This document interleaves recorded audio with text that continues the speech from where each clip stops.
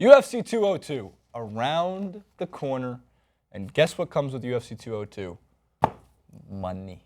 Drunk Irish fans. Money. And Stockton. Conor McGregor versus Nick Diaz. Yeah, that's the headline, Jason. Are you Forbes. surprised? Forbes messed up the headline. No.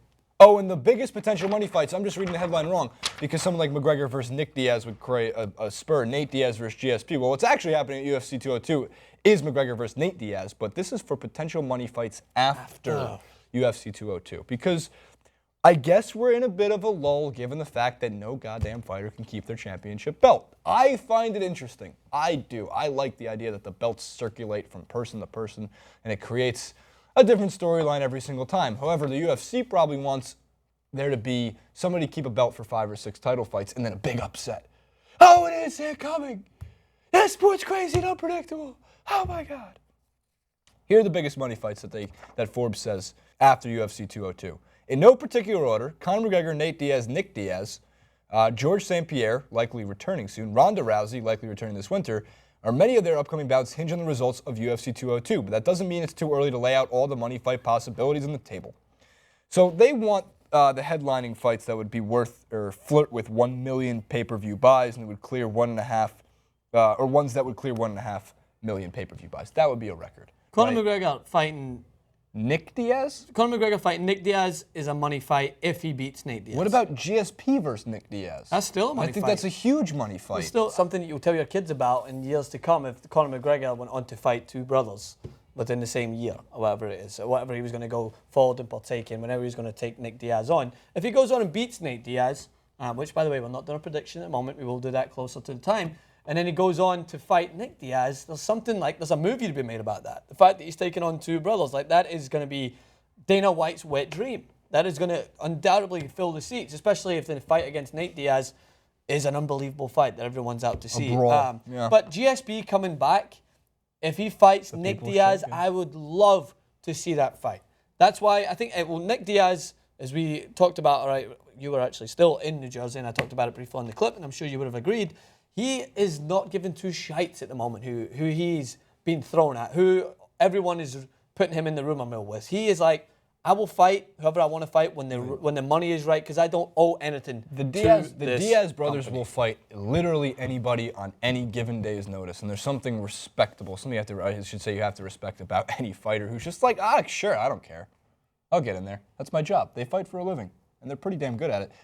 Overall, at least the balls to take fights on such short notice. They have that similar mentality, both Diaz brothers, that it actually doesn't seem like they're after championship belts. Yeah. However, UFC 202, if Nate Diaz beats Conor McGregor again, you have to give Nate Diaz a title shot. If Conor McGregor beats Nate Diaz, I keep reading this headline, if Conor McGregor wins that fight, Dana White is of course going to give Conor McGregor a title shot. We're talking about Dana White. That's obviously going to happen. So they also mentioned 2 other fights that could break the bank. One is Ronda Rousey versus Cyborg, obviously. I mean, if it's a return of Ronda Rousey, we haven't seen her in over a year. It's been so long. And the octagon and Cyborg, obviously the trash talk that would build and build and build would be great for that press conference. And they also mentioned George St. Pierre versus Tyrone Woodley, because odds makers have, quote, already given the prospective bout an opening line, but it wouldn't read too much into Woodley's bold proclamation that GSP is game until the UFC weighs in. I don't doubt that there's some interest on St. Pierre's side, but as you'll see very shortly, there's no shortage of opponents that would do more for his bank account and the company's bottom line. I'd love to see Ronda Rousey versus Amanda Nunes. I would like to see as much as it would. No, it wouldn't be as big as the money fight, but I think it would be a worthy fight to watch. Ronda Rousey wants to come back. Dana White. And McGregor's going to fight Aldo at some point, right? Yeah. Did you mention McGregor versus Aldo? Yeah. At some point, McGregor's got to fight Aldo. He's got to go down in weight again to defend his. Oh, it's not his belt anymore, but he has to at least try to get it back.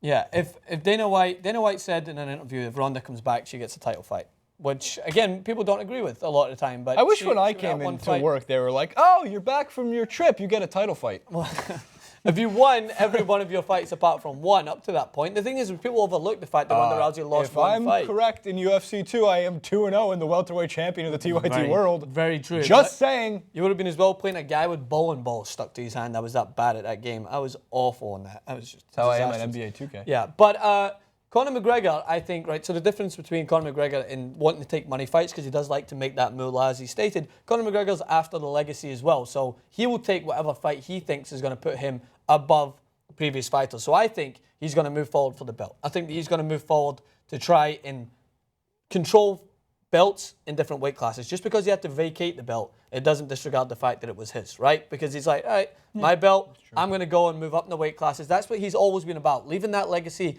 as the fighter who jumped up and down weight classes and was able to install himself as a dominant figure within that weight class. But that being said, Nate Diaz, if he should be respected as one of the most valued fighters in the UFC at the moment. He wins against Conor McGregor. You're absolutely right. But the thing is about Nate Diaz, he's never been about the belts. Neither is Nate Diaz. Nobody's about the money, and that's where the UFC can't rip him off, at least in terms of money. They I can't think they'll say, pick and choose who they want to fight. here's your $20,000 payday. Yeah, exactly. But Conor McGregor against Nick Diaz, that's a headline that everyone's going to look to see, especially if this is just a warrior match when they fight in the rematch at UFC 202. There's something about watching your brother fighting in the octagon and wanting to get in there and talk some smack. Like the Klitschko brothers, they were always kind of in each other's corner.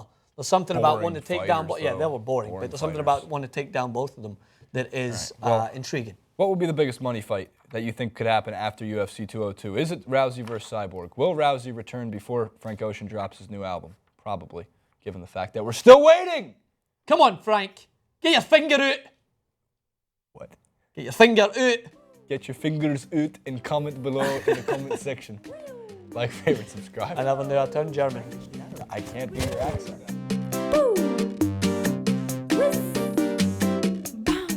French low.